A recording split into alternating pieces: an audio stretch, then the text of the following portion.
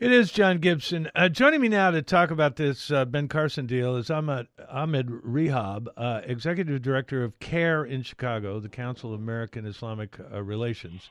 Ahmed, welcome back to the program. Thanks, John, for having me. It's good to be back. So, explain this to me. If Ben Carson says he could not support, he's now clarified this a couple times. If he could not support a Muslim running for president unless that Muslim put the Constitution above his religion, is that a reasonable expectation for Muslims?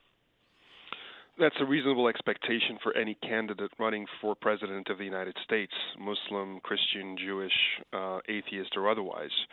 But that's not really the issue at the core of his comments. He is singling out Muslims.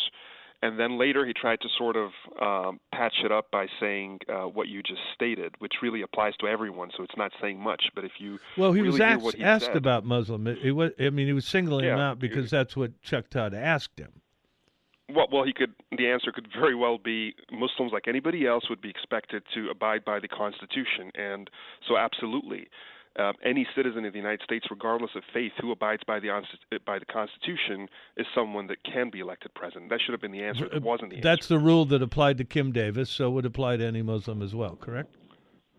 Well, it's funny you say that because later he came out and said, as long as a Muslim denounces Sharia, I'm okay with it. Now, Sharia just means law. It could be Islamic Sharia, which is Islamic law, or it could be Christian Sharia, which is Christian law. And as you mentioned, Kim Davis is someone who put Christian Sharia above the Constitution in her government capacity. I'm not aware of any Muslim in government who has done so. When you're talking about Christian Sharia or Islamic Sharia practiced in your house of worship, that's fair game.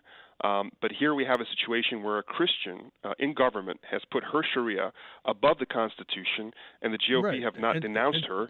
And then he comes up with this hypothetical that hasn't happened in the Muslim circumstance. Well, but she got slapped down by the courts. Not by the GOP, not by Ben Carson, not by Huckabee, who went to support her at the rally, who stood by Ben Carson. You might be right about Huckabee, but I'm debate. not sure you're right about the others. But let me ask you this: is there, for a devout Muslim, is there a difference between religion and government, or are they both the same?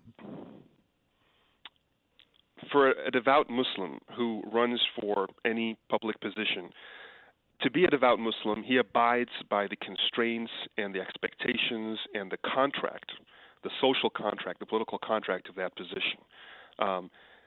Deception is against the values of Islam. I believe it's the same for Christians and for Jews and for people of faith. There is nothing in this conversation that suggests that Muslims are in any way unique, that they need to be singled out, except for obviously the anti-Muslim bigotry that Carson and others in the GOP are hurling at in the United States. Now, mind you, it's not so much even anti-Islam that's a problem here, but it's anti-democracy, because if you dissect the statement made by Ben Carson, he said, I wouldn't advocate that we put a Muslim in charge of this nation. Who is we put? He's talking about the American people electing someone.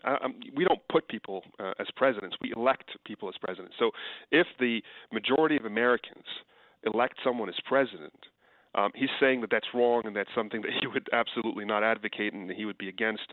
So he's against basically the democratic process. He's saying that we cannot elect certain people because of their identity. What I believe, what most Americans believe, is that it's about your policy, it's about your values, it's about your personal merit. When you run for any position, whether you're trying to climb up the corporate ladder to be a CEO or you're running for office to be president of the United States or even an alderman of a local city, that's the American way. To come back and say a black man can't run, a Jew can't run, a Muslim can't run because of their identity, that's not the America we want. It's the America that we tried to move away from with the civil rights movement. Ahmed, let's get it down to what he was saying, whatever the language was, and I believe what he was saying was that he would not accept a Muslim who put religious law ahead of secular law. So the question is, are most American Muslims, would they subscribe to that secular law comes before religious law? I've already answered the question. No. anybody who runs for office would run by the constraints, the rights, the obligations, the responsibilities of that office like any other honorable individual running for office. But that's not what Carson said on Meet the Press. He didn't say, with all of these caveats that you just mentioned, he said, I would not advocate that we put a Muslim, period, in charge of this nation. I absolutely would not agree with that. He's absolute about that. Now, if this man can't communicate his ideas, maybe he isn't fit to be president. If he has to come back and change the core of his ideas, then maybe either he doesn't believe it, or he's lying, or he's just a really poor communicator. Any of those three options is bad for president of the United States. Let me take 32 seconds and play you something else he said in clarifying his original remark. Number 13. They currently do not tend to operate the same way that our system does.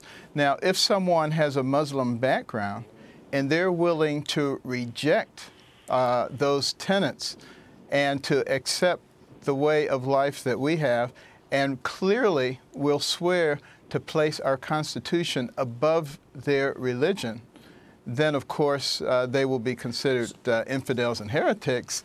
But at least I would then be quite willing to support them.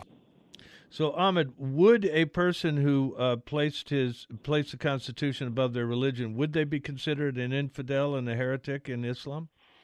Honestly, the statement he just made and the question, the way you posed it, and this whole context of the discussion is just merely offensive to me as a Muslim and as an American. This whole notion that we are they, and that in order for us to become we need to relinquish parts of our, identity, and that only then, when we stop being Muslim, we maybe become okay to be a president or a doctor or a citizen. Or look, as a Muslim, a full Muslim, I believe in the transparency necessary in public life as an obligation upon me. These are my Muslim values. I believe in honesty. I believe in abiding by the Constitution. This is not despite me being a Muslim. This is because I'm a Muslim. And to insinuate that I have to relinquish my Muslimness in order to be more American or a president or anything, and then expect me to play along is just not going to happen. I need to correct Carson. I need to correct you. That is not reality for us.